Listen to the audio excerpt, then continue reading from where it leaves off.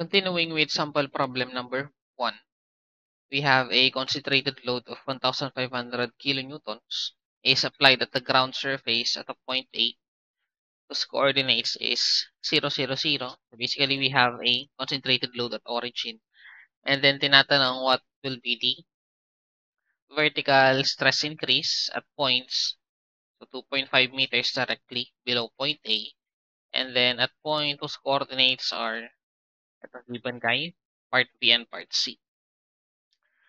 So dito hindi ginamit, no? Or hindi binanggit kung anong klase ng equation yung gagamitan.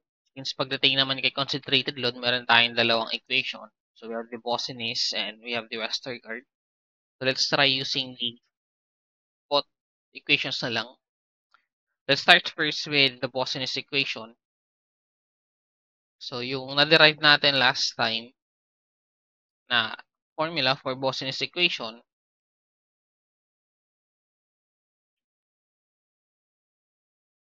so we have, lagay ko na lang dito delta P. So delta P as in the net stress increase.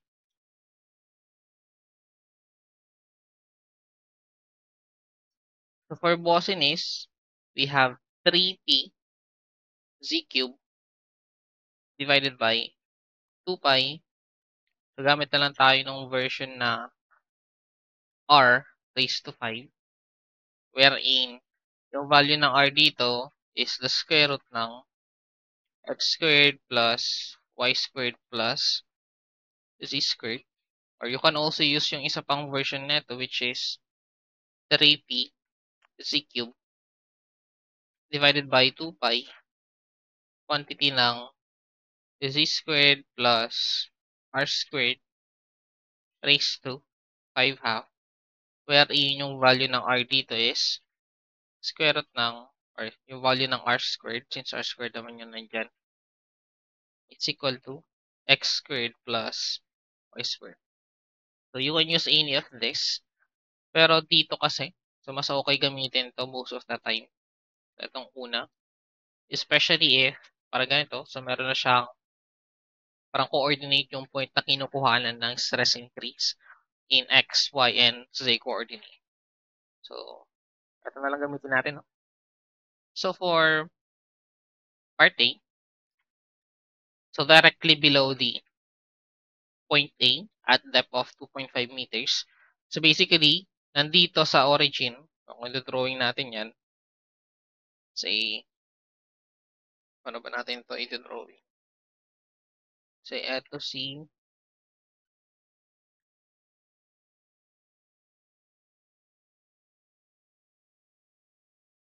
drawing lang tayo ng 3D plane. And then, eto na lang si X axis, eto si Y axis, and then eto si Z axis. Or lagay ko na lang sa baba. Dito na lang Z. And then, at origin, say, eto siya. So, dyan ngayon nag-a-act yung ating 1,500 kilonewton na P. So, for part A, so directly below at depth of 2.5, so let's say ito ay 2.5 meters. So, kukunin natin etong coordinate ng point na yan. Basically, that is on 0, 0, 2.5. Ito na yung value ng x, y, and say natin at this point. So, pwede natin kunin yung r niya. So, r is equal to square root ng 0 squared plus 0 squared plus 2.5 squared. If we will solve this will be equal to 2.5 pa rin naman pala. So, parang 2.5 squared tapos yung square mo. So, 2.5. So, itong 2.5 na to, yun na lang yung sasalpak natin din sa formula. So, for the delta P, medyo hindi nakasya. Dito na lang sa gilid. So, delta P is now equal to, so 3 times yung magnitude ng ating load 1,500 multiplied by the depth na 2.5 cube and divided by 2 pi and then R natin which is 2.5 raise na lang natin to 5. Then solving this, the value ng delta P 3 times 1.5 times 2.5 cube over 2 pi quantity na 2.5 raised to 5.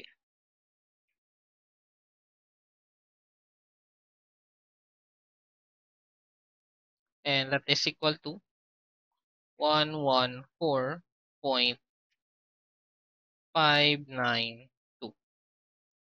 So, value neto is kilo newtons.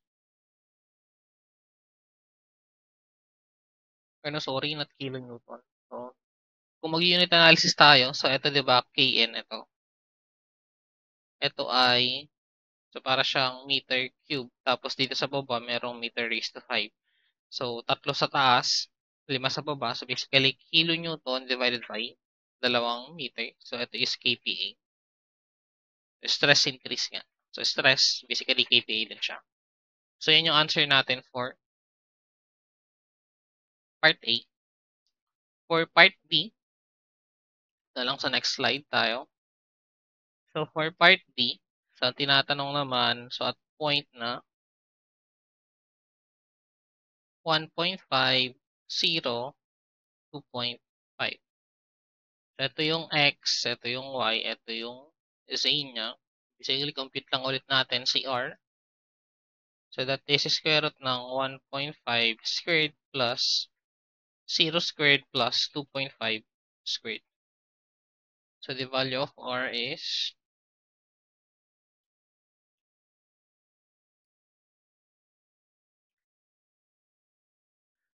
2.915.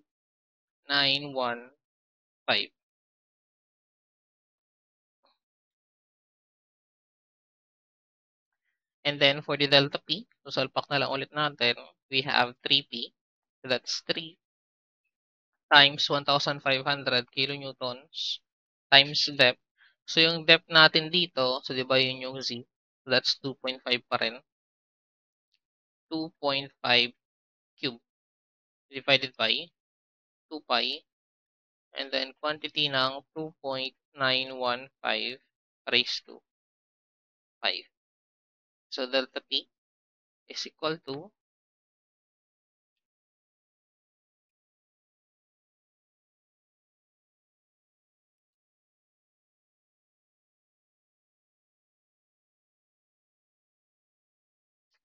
53.169.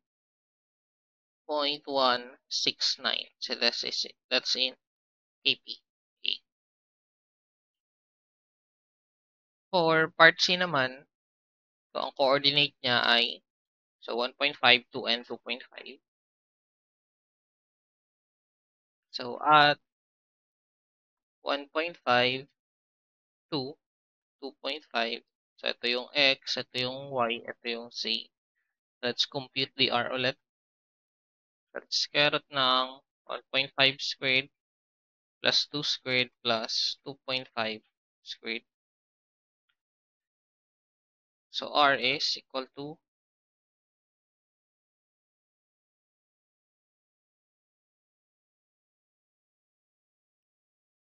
3.536.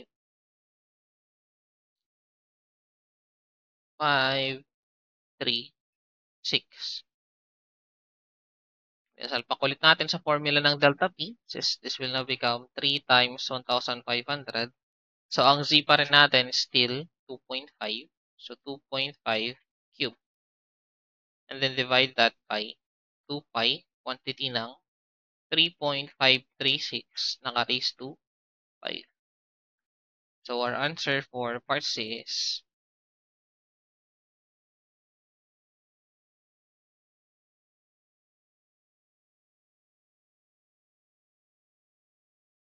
so 20.244 kPa.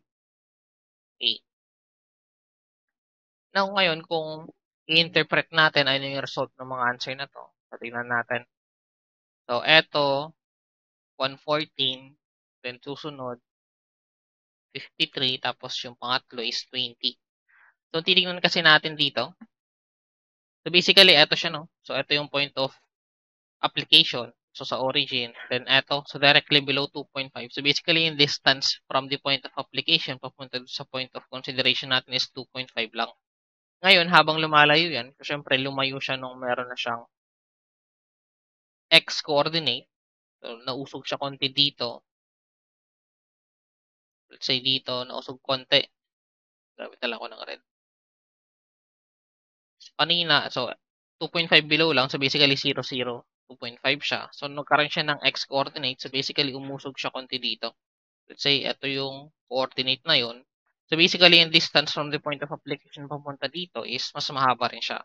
So, mas malayo from the point of application. So, lumiliit din yung stress increase. So, ganun din yung nangyari din sa pangatlo. So, nagkaroon din siya ng y coordinate. So, let's say, eto, tapos umusog pa konti dito. So, mas mahaba na naman yung naging distance from the point of application papunta dun sa point na to. So, ganun yung nangyari, no? Habang papalayo mula dun sa point of application ng load, so mas maliit din yung na-experience na stress at that point. So, that is using the Boston's equation. So, let's try using the Westergaard naman. So, for Westergaard, so using Westergaard,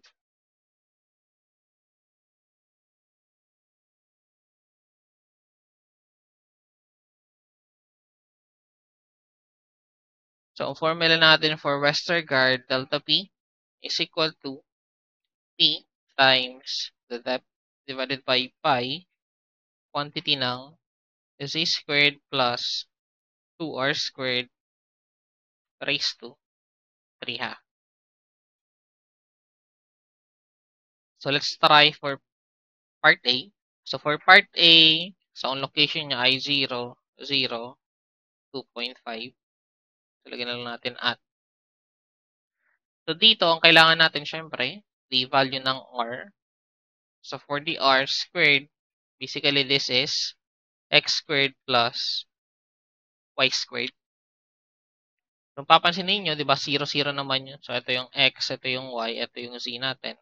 So, basically, etong r squared natin, that's 0 squared plus 0 squared or equal lang to 0. Therefore, si delta P, pwede nating sabihin na equal na lang siya kay, so magnitude ng load natin, that's 1.5 kilonewtons times depth na 2.5 divided by pi times z squared natin is 2.5 squared. So, plus 2 times 0, and this is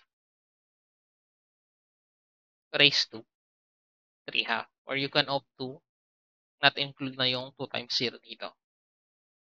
So, you have 1,500 times 2.5 over pi quantity ng 2.5 squared raised to 3 half, or that's 1.5. So, this is equal to 76.394 kPa. So, ito yung answer natin kapag Westergaard naman yung pinag-uusapan. So, hindi siya necessarily no, na parehas yung lalabas dun kay Bossin's equation. So, as you can see dito, ang answer kay Bossin's is 140. So, ganito kasi kay soil mechanics talaga, geotechnical engineering. So, marami tayong mga investigators. And then, syempre, nakapag-produce sila ng iba't ibang equation. So, basically, lahat naman ng mga yan is approximate lang. So, hindi sila yung actual values talaga. No? So, that is using Westergaard for part A. For part B naman, so this is at 1.5, 0, 2.5. So, unahin natin ulit si r squared. So, basically, si r squared ay equal kay, so x squared plus y squared. So, that's 1.5 squared plus 0 squared, or this is equal lang to 1.5 squared. So, delta P is equal to 1,500 500 times 2.5 divided by pi, quantity ng 2.5 squared plus 2 times 1.5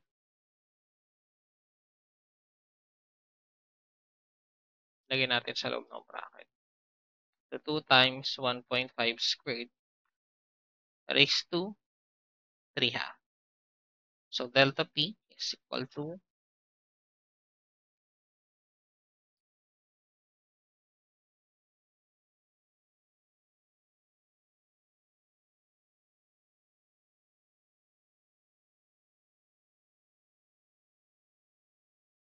33.866 kilopascals.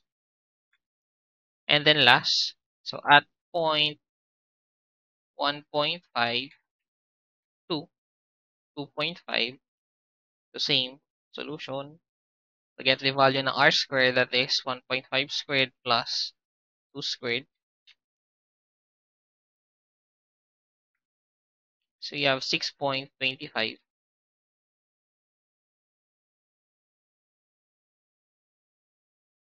So delta P is equal to 1,500 quantity, 2.5 divided by pi,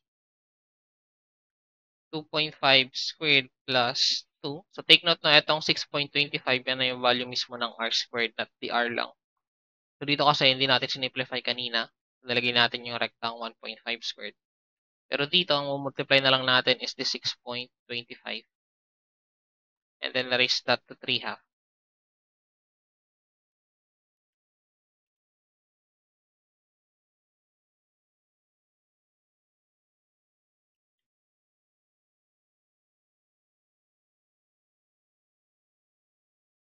So our answer is 14.702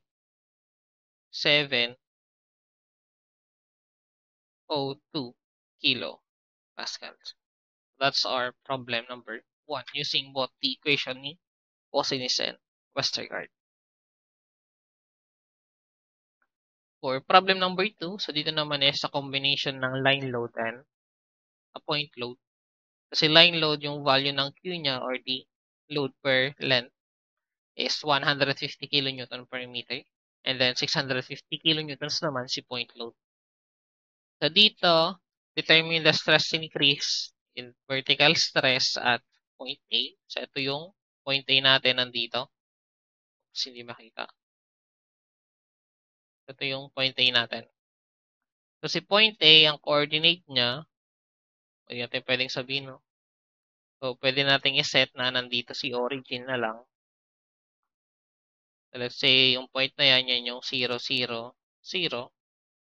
And then ito naman, so kung sabihin natin, ano ba? Ayusin ko lang yung ano. Para lang may guide tayo.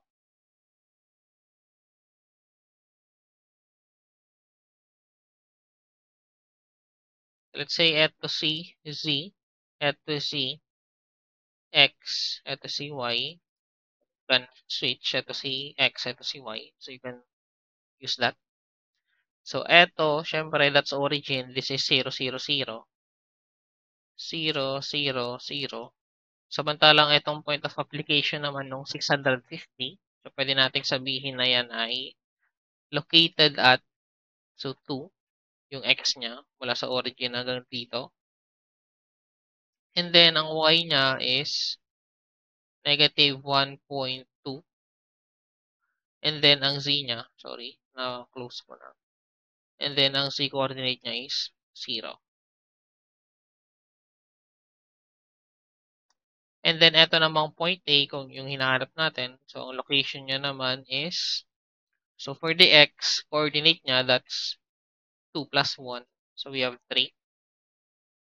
And then, ang y niya, so wala siyang y coordinate, so 0. Pero ang z coordinate niya is 1.5. So, dito yung tinatanong, no? So, from here, we can say that the total stress increase, so the delta P, pwede nating sabihin na yan ay equal to delta P due to the line load plus delta P due to the point load. So, pag-add lang natin yung stress increase coming from the two load. So, for the line load, so delta P ni line load, so ang formula natin dito, so wala namang line load si Westergaard, no? So, basically, Bossiness lang gagamitin natin.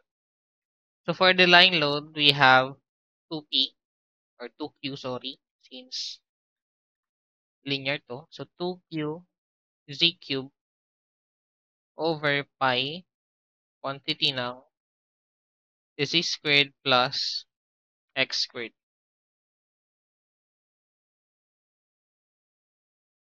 And then, naka-squared ulit. So, let me just check yung ano binigay ko. So, meron kasing typo dito. Check ko lang kung na-correct ko siya. So, yun, tama. Na-correct ko naman. So, yung ibang notes ko kasi last time. So, are yung nandito. So, buti naman na-correct natin.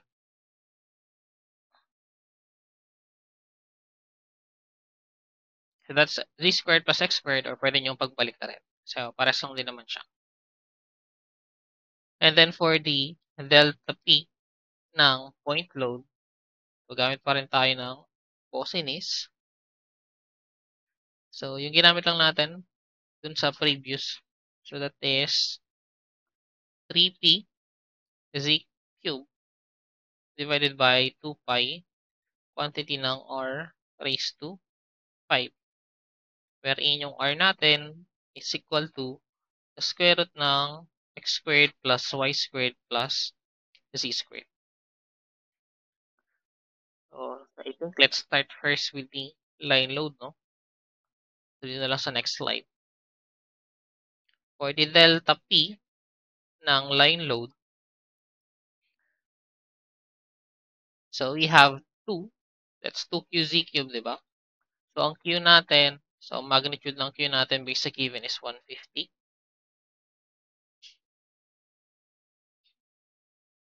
So, that's 150 kilonewton per meter. Then, let's multiply that by depth at point A. That's 1.5 cube. Divided by pi quantity ng z squared plus x squared. So, ang z squared nyo, pwede nyo pagbalik rin, no? So, gamitin lang natin para parehas yung nasa formula na binigay ko. So, x squared plus z squared. So, baka lang kasi malito. So, for the x, so basically, we have mula dito sa line load na to. So, basically, 2 plus 1. So, that's 3. And then, para sa z niya, so 1.5. So, we have 3 squared plus 1.5 squared. So, take note, naka-squared pa yan sa labas.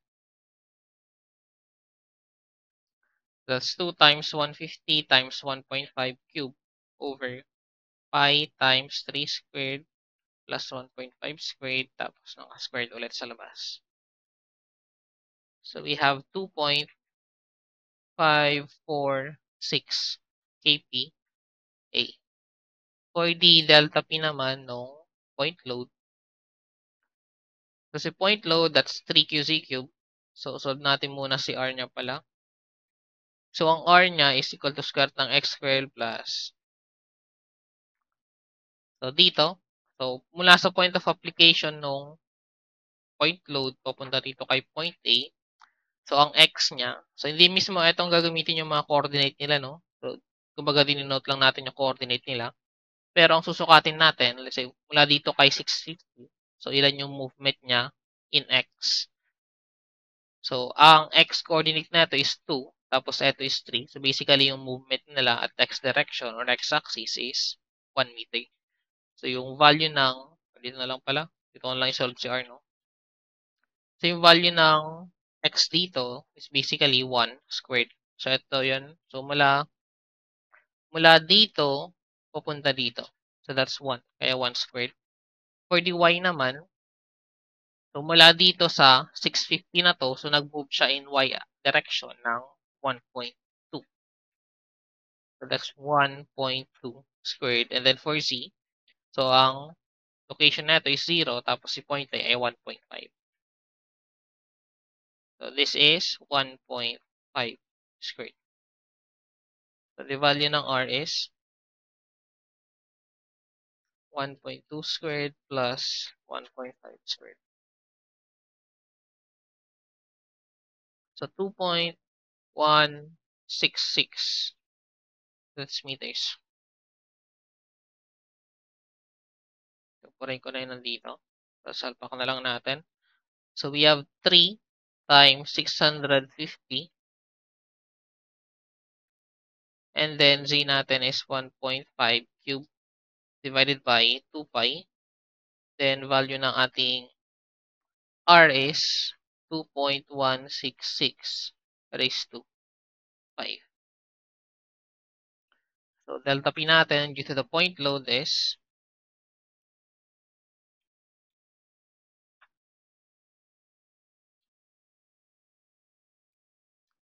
raised to 5. We have 21.970. So, this is in kPa. So, yung ating delta P, basically, pag-add nyo lang yung dalawang yan. So, 2.546 plus 21.970. So, delta P is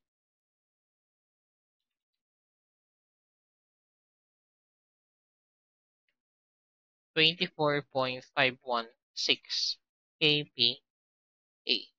So, ito na yung ating answer for problem number 2. Next, for problem number 3, dito naman meron tayong rectangular concrete slab. So, 3 by 4.5 meters as shown. So, rests on the surface of a soil mass. The load in the slab is 160 kilonewtons. So, ito is basically acting at point A, no? So, dun sa mismong centroid ng slab na yun, dun nag-axis, 1620. So, dito medyo maraming hinahanap, no? So, pero yung una, determine the soil stress below the slab. So, when we say soil stress, so ano yung stress increase right below the bottom ng ating slab. So, let's say, dito sa, palit lang ako ng kulay. Dito sa mismong point na to, doon sa mismong ilalim ng slab natin. So, basically, for part A, dito na lang sa next slide natin. So, meron din tayong table. For part A, so when we say stress increase right at the bottom ng mismong slab na yun, so yun yung tinutukoy natin as Q is equal to F over E. So, the load divided by the unit area. So, ito tinatawag din natin siyang net stress increase. So, yun yung rectang force over area lang. So, yung load na kinakarga, that's 1,620 kilonewtons. Then, divide that by, so area ng slab natin na 3 by 4.5. So, yan na mismo yung stress increase at the bottom no mismo slab natin. So, you have 120 kilopascals.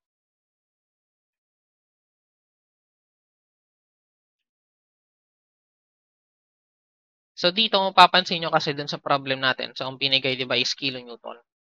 And then, kung matatandaan nyo, itong mga formula ng stress increase dun sa corner, dun sa center. So, ang ginamit dun is Q.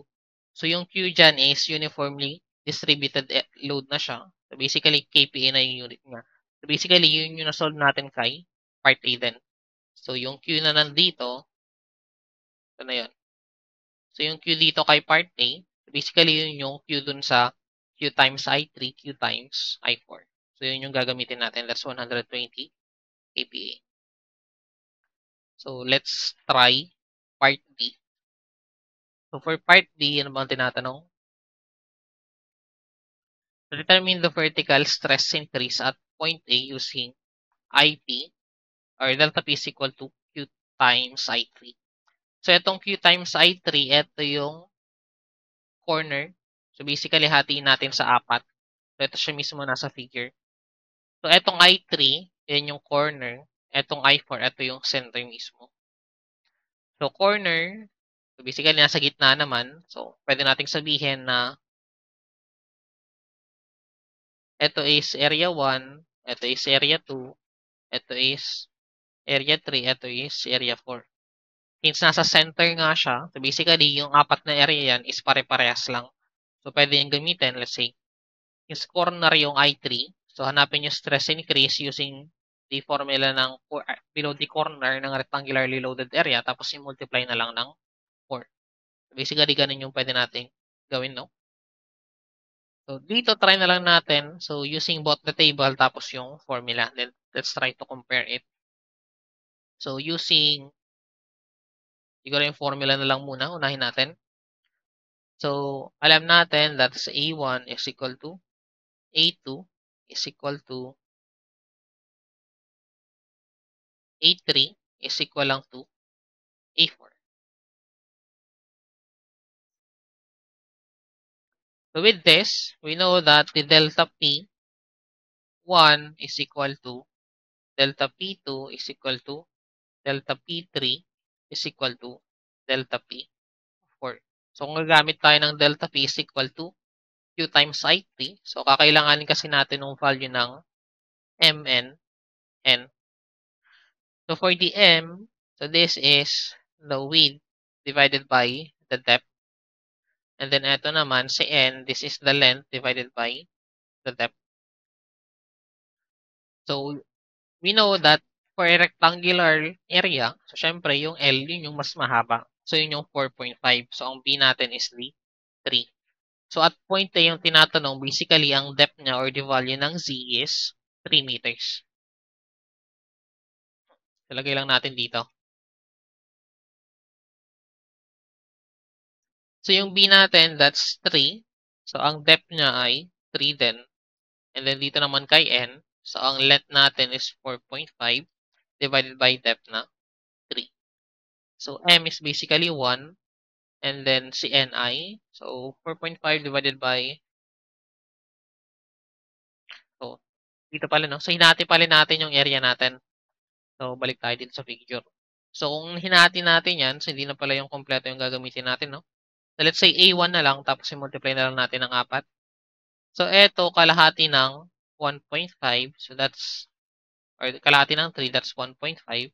And then, eto naman, so, kalahati ng 4.5, that's 2.25. So, eto yung gagamitin pala natin, hindi yung buong 4.5 at 3, no? So, palitan natin yan dito.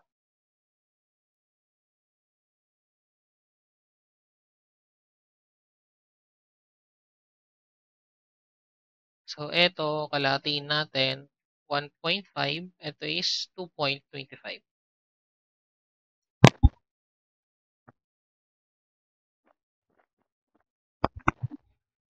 So, this is 0.5. And then, ito naman ay 0.75.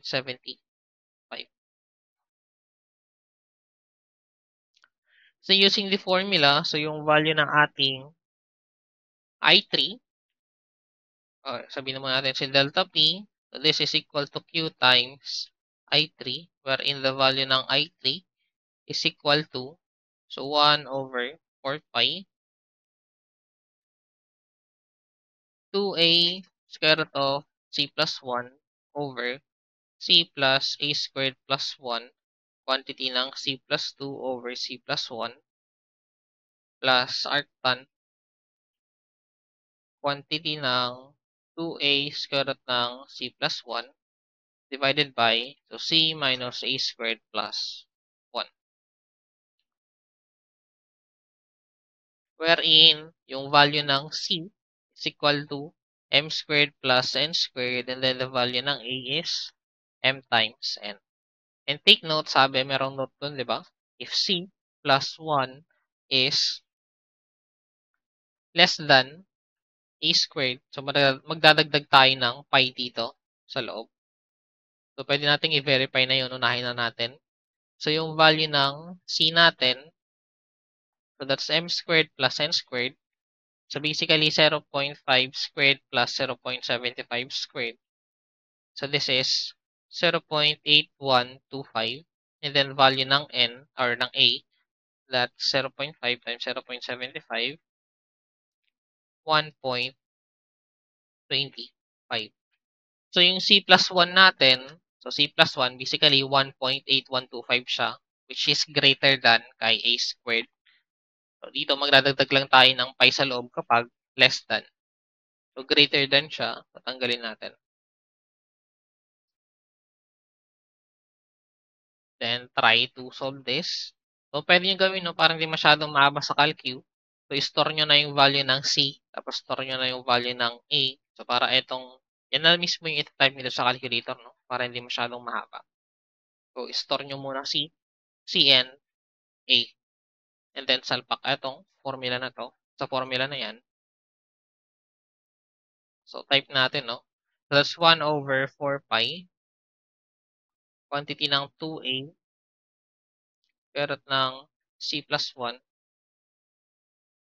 over C plus A squared plus 1 quantity ng C plus 2 over C plus 1 plus arctangent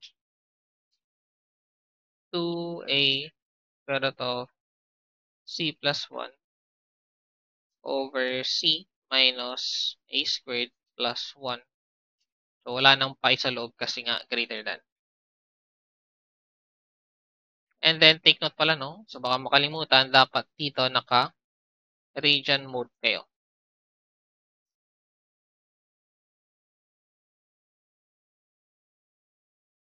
So, ang value ng I3 natin, we have 0.10.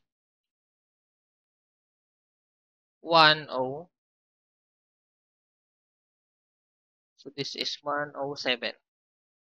107. So, tama. Si 3 decimal na lang muna gamitin natin. And then, for the value ng delta P, so, multiply na lang natin si Q. So, ito si Q, no? 120 kPa. So, that's 120. Multiply natin ng 0.107. So, delta P is equal to. So, 120 times 0.107. So, we have 12 point.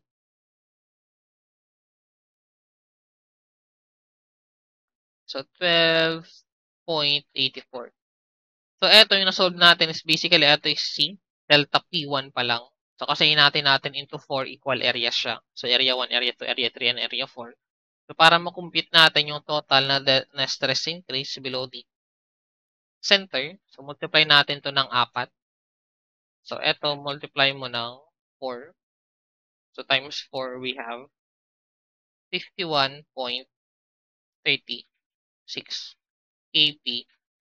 So, ito na yung answer natin for part B. Next one, for part C. O, try natin compare pa lang gamit si table. So, dun sa ating na-compute, so ang value ng M ay 0.5, tapos N is 0.75. So, kung titignan natin sa table, palit ako ng kulay. So, M na 0.5, so dito siya sa column na to. And then, N na 0.75, so walang 0.75, no?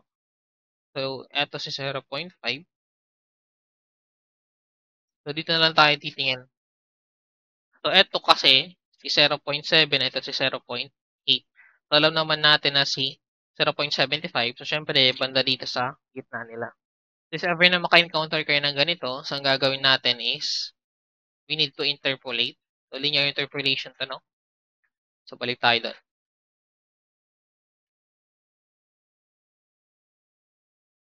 Then, dito na lang. So, using table,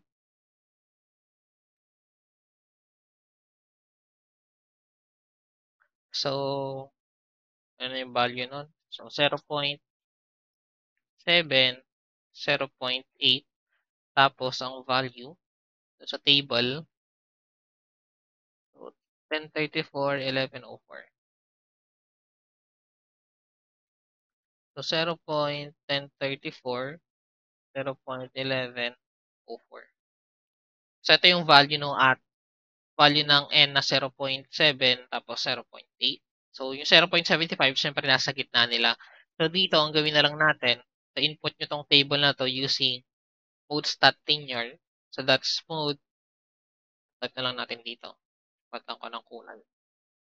So, mode stat is 3. And then linear is 2, I think. So, mode stat linear. So, mode 3, 2. And then, input nyo to. And then, para siyang yung ginagamit na Caltech 10 for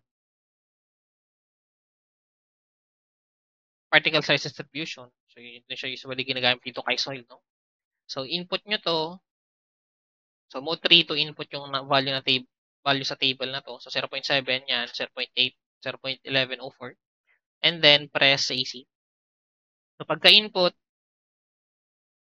AC, sorry, kung nakakanon kayo, CA, and then ups 8. So, ups 8, si 8 is the regression. So, hanapin nyo na lang what is the value ng, or hanapin yung value ng y hat.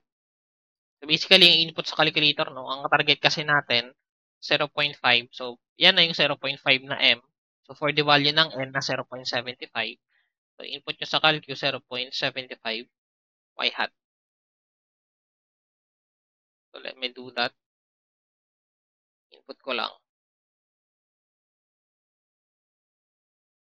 Mode 3, 2, 0.7, 0.8, 0.1034, 0.1104. CA, apps 8. So, 5C, y hat. So, type nyo 0.75 y hat.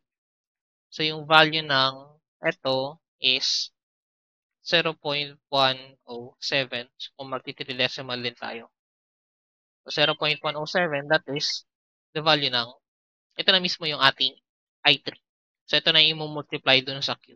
Which is, kung papansin ninyo, so parehas lang din kanina, 0.107.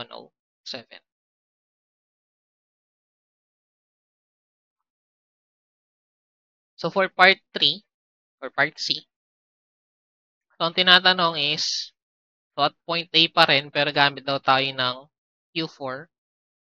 So, Q4, ito yung center. So, ang tinatanong dito, so, ito na yung merong value ng M1N, N1. So, dun sa next slide na lang tayo.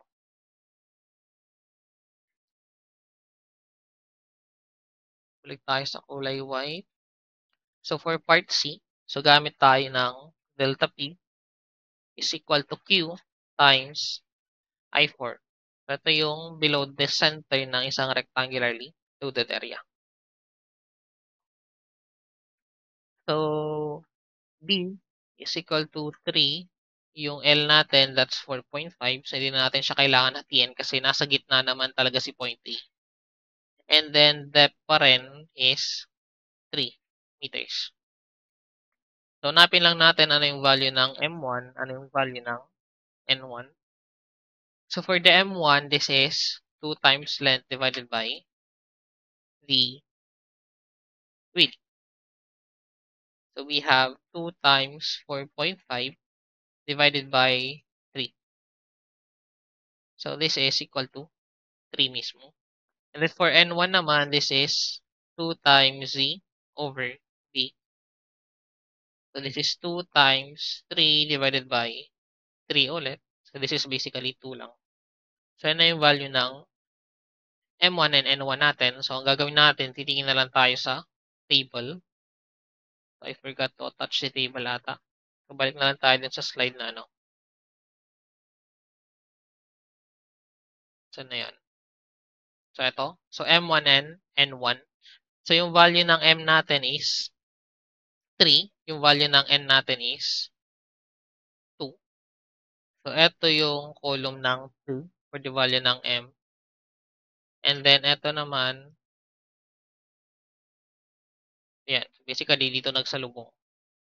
So, yung value ng ating I4, that's 0.525. So, yun na mismo yung gagamitin natin.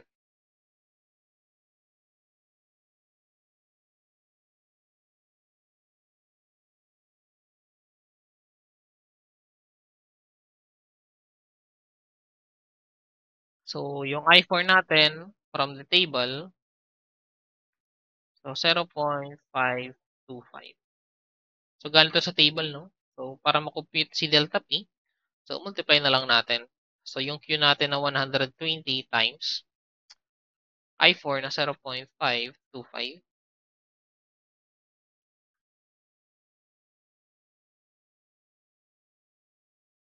So, that is 63 kPa. So, yan na yung answer natin for part C. For part D naman, so ang tinatanong niya, what is the, so determine the vertical stress increase. So, at point B naman, so ito si point B. So, at same depth as point A,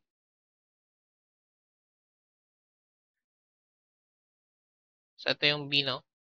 So, same depth at ng point A, so 3 from the ground. Pero, meron siyang offset. Or dito siya mismo, no? Kung titignan natin yung top view, so nandun siya sa gilid. So, sa right side, so right middle side nung mismong slab natin. So, dito ay Q3. So, basically, gagamit ulit tayo ng formula ng below the corner.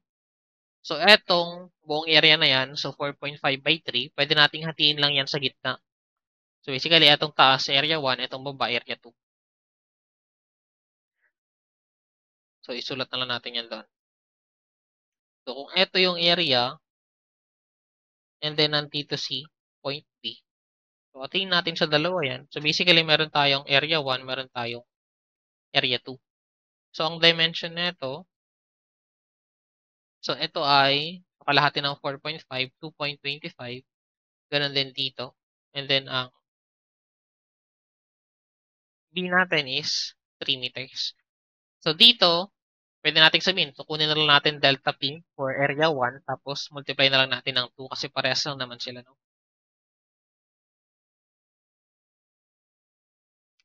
So, pero take note dito, no? So, sabi natin, si L is lagi siyang greater than P.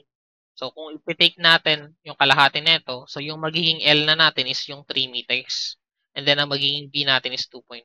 So, baka lang malito, no? So, let's say, kunin natin yung isang area. Let's say, ito siya. Tapos, nandito si point B. So, ang L natin is equal na 3 meters. Tapos, ang width natin is 2.25.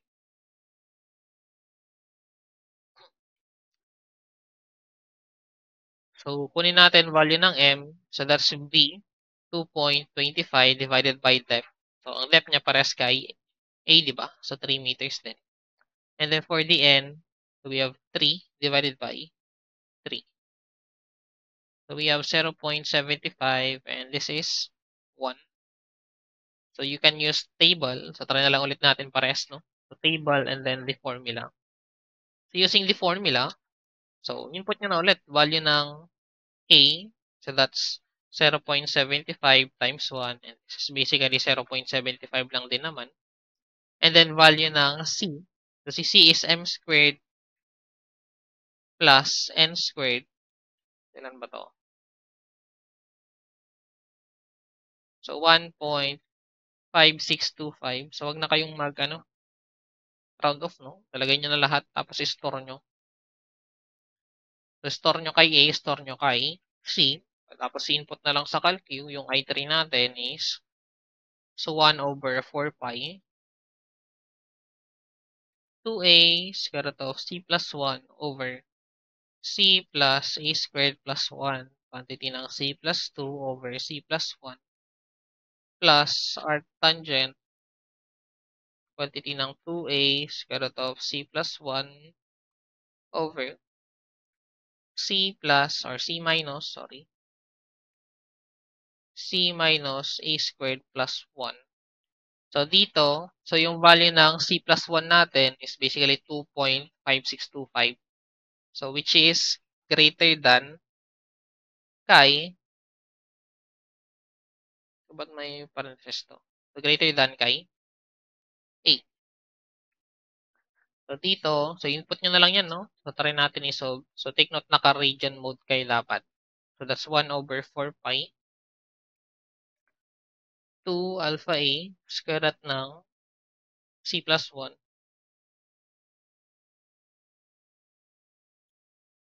Hindi pa pala ako nag-store. So, store lang muna tayo. So, 0.75 at A. And then, 1.5625 store natin at C. And bago mag-input, 1 over 4 pi. Quantity ng 2A. Square root ng C plus 1 over C plus A squared plus 1. Quantity ng C plus 2 over C plus 1 plus arctan 2A square root of C plus 1 over C minus A squared plus 1.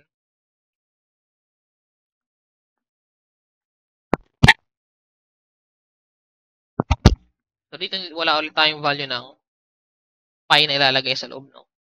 So, take note that is naka-radian mode. So, yung I3 natin is equal to 0.155. Then, ito na yung multiply natin mismo dun sa ating Q na 120. So, the delta P, dito ko na lang siya isingit. So, delta P is 120 times I3 natin, which is 0.155.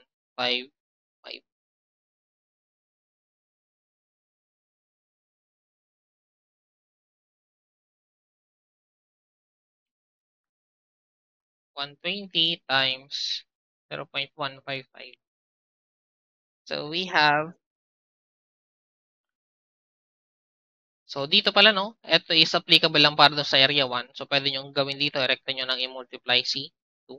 Kasi yung kinuha natin na 0.155, basically para lang siya kay area 1. So, para makompute natin yung total delta P, so multiply ng 2 kasi dalawang equal area yan. So, ito yung multiply ko na ng 2. So, we have 37.2 kPa. So, yun ay ating part P. And then, so last part E, determine the vertical stress increase at point B and C using approximate method for rectangular loads. So, when we say approximate method for rectang, below D, or so rectang, that's P over B plus Z, quantity ng times L plus C, di ba? So, hindi siya gagamit ng average. So, yung average, I think, sa example na to, so, doon na natin siya ma-encounter kay compressibility na topic. No?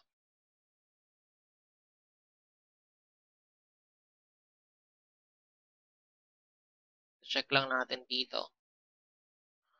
So, magkaiba yung depth ni point B and point C. So, hanapin natin sila separately, no? So, next slide na lang muna tayo. Dito na lang C. So, at point E, so let's say at point B, so at point B, so ang depth neto is, kailan yan, 3 meters. At Z is equal to 3 meters. So, kung i-drawing natin, let's say ito yung slab natin, kasi, and then ito, let's say yung ground, ito yung slab natin. Then, ito yung NGL. So, at point B, so ang depth niya is, say, somewhere dito, below D, tapat na ito, di ba? So, ang depth nito is 3 meters. So, kung ipo-project natin yung distribution ng stress, di ba? So, that's 1 or 2 vertical, 1 horizontal. So, ito siya. Dito mama. Murahin ko na lang ito.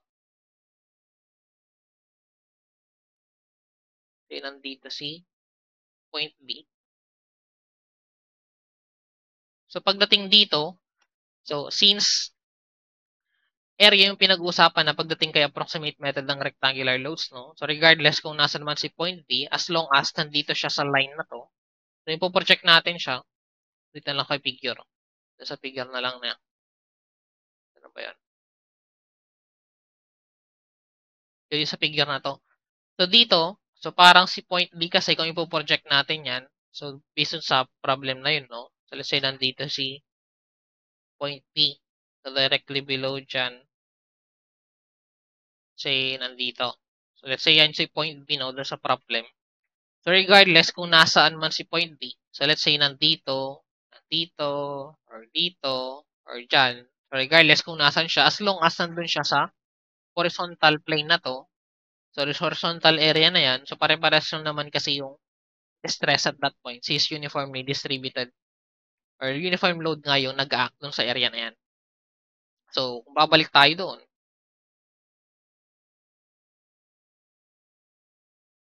medyo malayo na.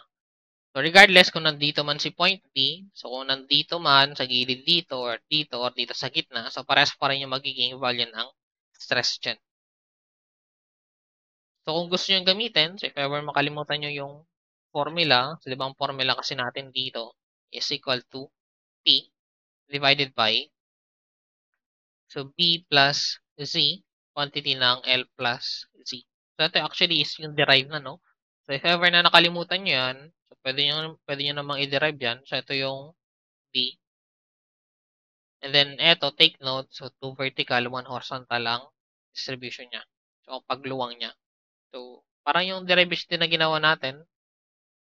So, ito yung B na width. So, plus dalawang X. So, dito rin naman kayo magka-come up. So, para mas mabilis na lang. So, dadagdagan nyo na lang yung width kung ano yung depth from the bottom ng slab. So, basically, ito na yung tinutukoy natin doon. So, ang P natin, so take note, P, no, hindi siya Q. So, yung P na gagamitin natin, yun yung 1620 kilonewtons divided by, so 3 plus depth na 3, and then width or the length 4.5, dagdagan natin ng 3.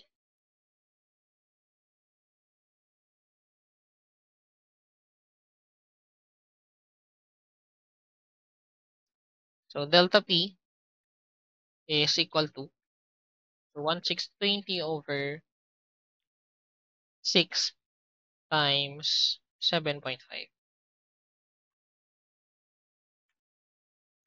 So, that is exactly 36 kPa.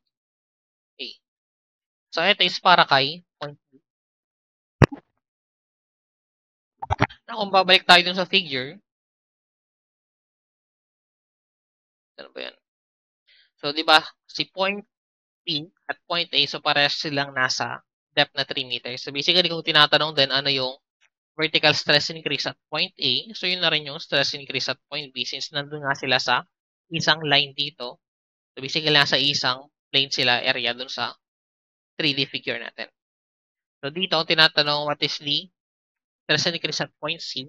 So, si point C naman nasa depth na 2.7. So, check natin, no, kung pasok ba dun sa stress distribution si point C. So, di ba, ito, rectangular load. Hindi pa natin alam, no? So, ito,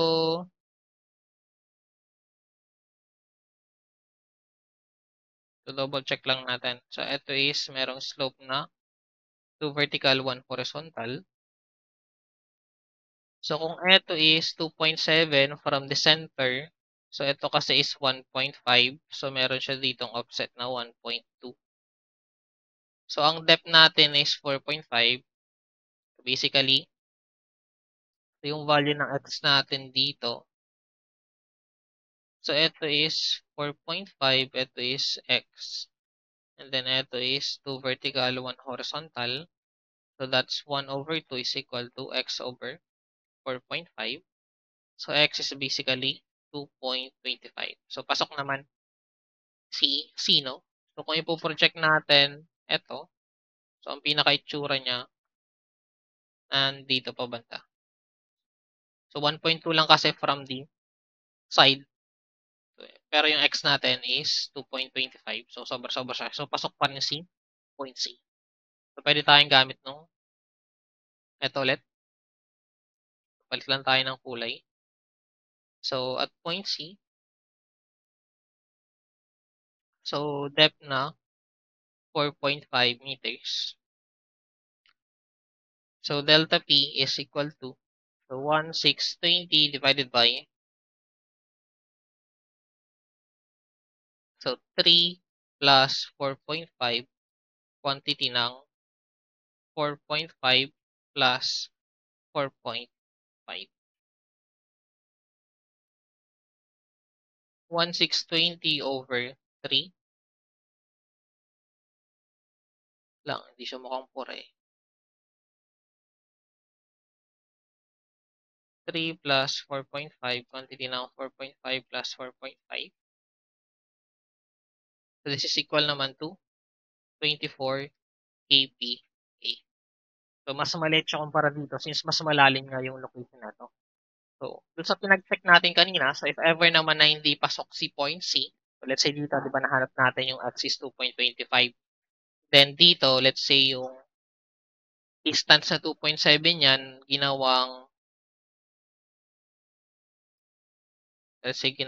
ba pwede? So, let's say naging 5 meters yan. So, 5 meters, so from the center ng slab, that's 1.5. So, parang siyang merong offset na 2.25. So, basically, nasa labas na siya nung, kumbaga, distribution ng stress gamit yung 2 vertical, 1 horizontal. So, if ever na nasa labas siya, so basically, hindi na siya naapektuhan nung load na nanggagaling sa slab na yun. So, kung tinatanong what is the stress increase, so basically, equal na lang to 0. Since hindi nga siya affected. So, syempre, ang affected lang is yung nasa loob nung pag-expand nung unit area natin na 2 vertical, 1 horizontal. So, dito sa, parang doon sa figure na to. So, yan. Let's say, tinatanong what is the, for example lang, so what is the stress increase at this point, nasa labas ng area, siyempre hindi siya affected nung load na nanggagaling, yung stress na nanggagaling sa load na yan. So, pag tinanong what is the stress increase, so 0. So, wala ang stress increase since hindi nga siya abot nung, kumbaga, kung saan nag-distribute yung stress na yan. So, I think that's the last problem no for this topic.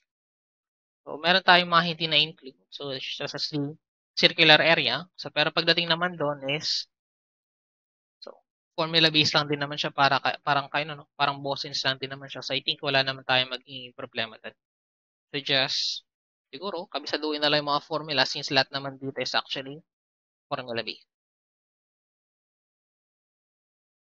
So, let me just stop this recording.